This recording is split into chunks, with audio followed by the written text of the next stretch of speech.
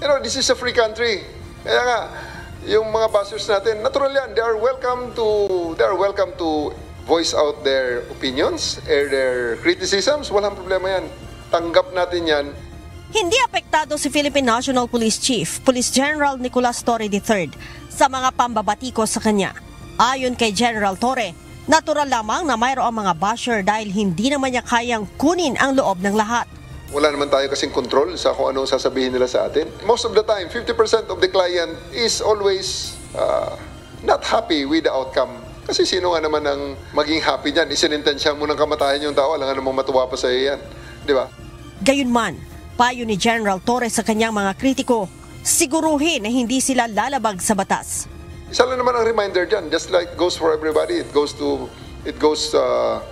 you and me, na we have to do it within the ambit of the law, within the bounds of the law. And sa amin dito, dagdag pa sa mga pulis lalo, we have to do everything within the bounds of decency.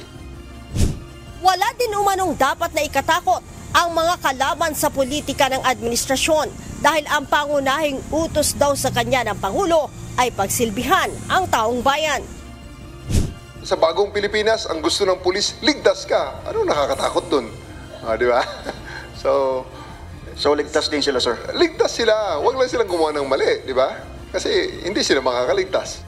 Inula ng batiko si General Torre noong siya pa ang direktor ng Police Regional Office 11 nang pangunahan nito ang paghahanap at pag-aresto sa leader ng Kingdom of Jesus Christ o KOJC leader Apollo Kibuloy.